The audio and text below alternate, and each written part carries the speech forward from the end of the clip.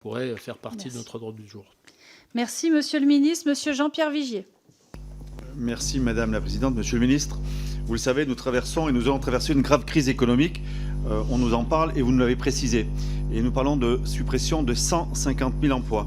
Aussi, je reprends les récentes annonces de fermeture de l'usine comme celle de Michelin à Cholet et à Vannes, qui impactent des centaines d'emplois et qui fragilisent fortement l'économie locale et nos territoires ruraux. Aussi, ma question est simple.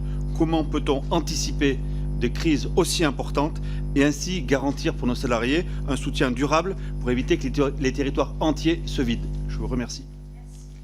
Merci, Monsieur le ministre. Vous avez raison de parler d'anticipation, monsieur le député. Je pense que la notion d'anticipation, elle est clé. L'anticipation, elle passe par plusieurs mécanismes. Le premier mécanisme auquel moi je pense qu'on doit accorder beaucoup d'attention, c'est le dialogue social. C'est une information de qualité de la part des directions d'entreprise à destination des représentants des salariés. Et j'ai eu l'occasion, je vous le disais tout à l'heure, de me rendre sur certains sites, en particulier à Cholet.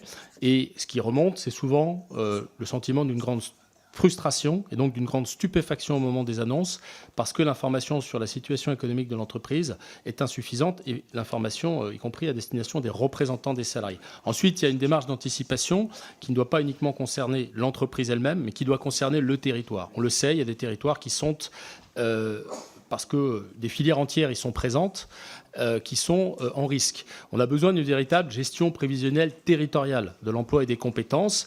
Et pour ça, je pense qu'on ne peut pas le faire de Paris. On est obligé de mettre les acteurs autour de la table, de mettre les filières professionnelles autour de la table et de faire en sorte, avec les élus, que les données sur l'évolution de l'emploi soient disponibles à tout le monde, les données sur l'offre de formation soient disponibles à tout le monde. Moi, je crois en cette démarche. Elle a donné des résultats dans un certain nombre de régions ou de départements. Merci. Et je pense qu'il faut la généraliser.